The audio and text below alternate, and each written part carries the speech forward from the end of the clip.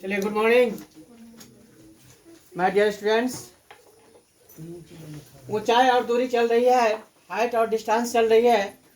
जो खास करके बोर्ड के जितने स्टूडेंट हैं, चाहे वह सीबीएसई माध्यम से हो या बिहार बोर्ड माध्यम से हो या हरियाणा बोर्ड से हो, यानी किसी भी बोर्ड के अगर स्टूडेंट बैठे हैं तो ये सारे क्वेश्चन उनके लिए बहुत ही फायदेमंद है, बहुत ही लाभकारी क्वेश्चन सब है। इसलिए मैं ज़्यादा विलंब न करते हुए लेके आया हूँ 4 का सेकंड। इस प्रकार क्वेश्चन है, एक पतंग की डोरी 100 मीटर लंबी है। जैसे स्क्रीन पर आप देख रहे होंगे, इसके बाद आपको भरना है, खाली स्थान छोड़ दिए हैं, यानी आपको पढ़ना है। एक पतंग की डोरी 100 मीटर लंबी है। कोई पतंग है, मान लीजिए, कल्पना करिए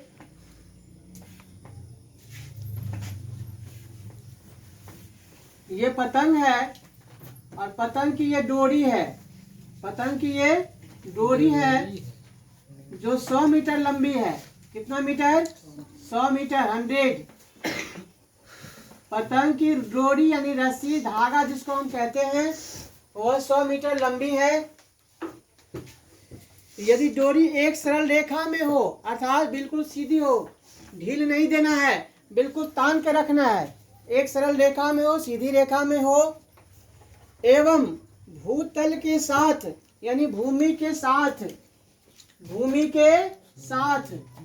है ना, भूमि के साथ थीटा कोण इस प्रकार बना रहा है ना। थीटा कोण, ये कोण आपको बना रहा है साइन थीटा में दिया हुआ मान। देखिए कितना आसान क्वेश्चन कर दिया है।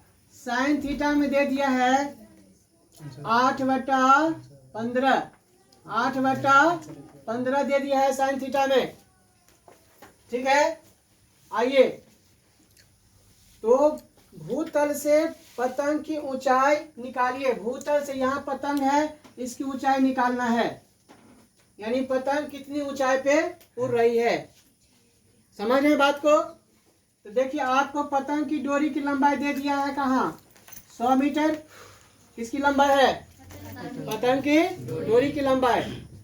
और कितने डिग्री के साथ बना रहा है कौन?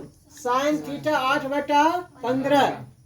ठीक है, तो आपसे पूछ लिया क्या, पतंग की ऊंचाई कितना, ये ऊंचाई कितना है बताइए। इसको मान लीजिए ए, यहाँ मान लीजिए बी और यहाँ मान लीजिए सी। सी बिंदु पर कौन है? कौन है जी? पतंग है। उसकी लंबाई कितनी है बताइए? 100 मीटर। 100 मीटर लंबी है ना।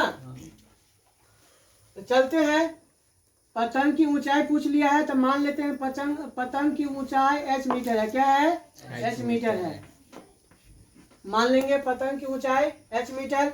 ठीक है, यह कोण दिया हुआ है और ये दिया हुआ है आपको 3 चीज। देखिए, ऊंचाई, कोण और ये कर्ण की लंबाई। डोरी की लंबाई मतलब कर्ण की लंबाई। यहाँ समकोण बना रहा है, बताए थे। समकोण की भुजा को कर्ण कहते हैं, समकोण के सामने की भुजा को कर्ण कहते हैं। तो यहाँ पर अगर 90 डिग्री बना लिया, ये ऊंचाई हो गया पतंग की, तो इसके सामने की भुजा कर्ण, यानी इसकी जो डोरी की लंबाई हो गई वो किसके रूप में हो गई? कर्ण की लंबाई। किसके रूप में हो गई? कर्ण। तो कर्ण हमको मालूम है ना। क्या निकालना है? लंब यानी ऊंचाई। और कोण दिया है साइन थीटा में कितना? 8/15।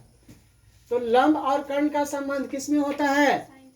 साइन में ही होता है। और साइन में आपको मान दे भी दिया है, हाँ या ना। तो चलते हैं, लिखेंगे समकोण त्रिभुज। ये क्वेश्चन सबसे आसान है क्योंकि आपको जाना किस में है? साइन में, और साइन में मान दिया हुआ है। तो साइन कोण किसके लिए? बी के लिए। समकोण त्रिभुज में पहले लिखेंगे समकोण त्रिभुज BAC में साइन कोण बी बराबर है ना लंब बटा कर्ण, लाल बटे कक्का, लाल बटे कक्का। ये भूल जाएंगे ना तो समझिए आपका कल्याण हो गया। त्रिकोणमिति में लाल बटे कक्का का कितना योगदान है ये आप भली भांति जान रहे होंगे, इसलिए ये जड़ है आपका, इसको मत भूलिए।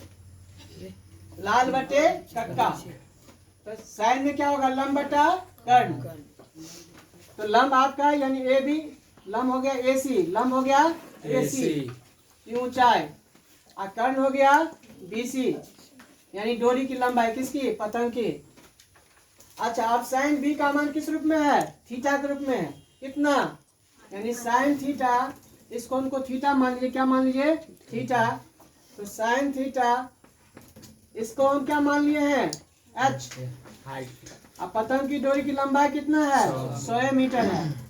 अब साइन थीटा का मान कितना दिया हुआ है, 8/15। तो साइन थीटा हटा कर कितना रख देंगे, 8/15 बराबर कितना, h/100। ठीक है, तिरछी गुना कर देंगे, बटा को हटाने के लिए क्या करेंगे, तिरछी गुना बताए हुए हैं।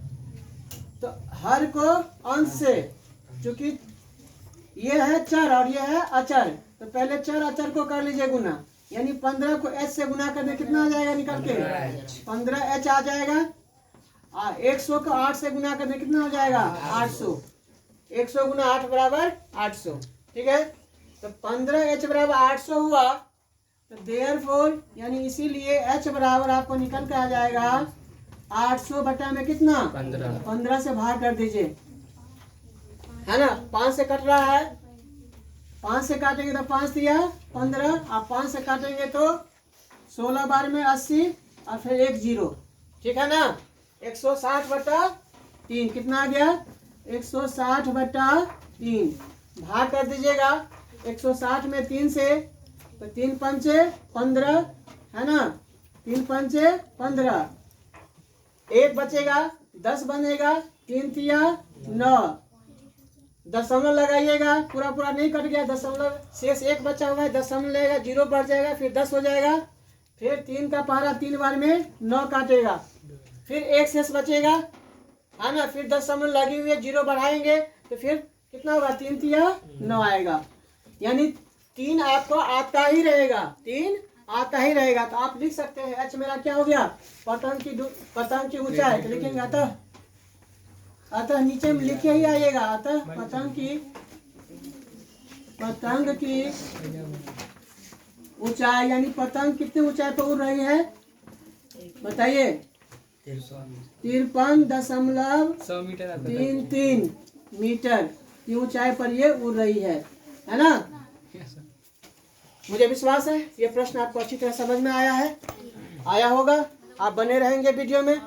अगर ये अच्छा लग गया हो तो सब्सक्राइब और लाइक करना मत भूलें और शेयर करना मत भूलें। जय हिंद।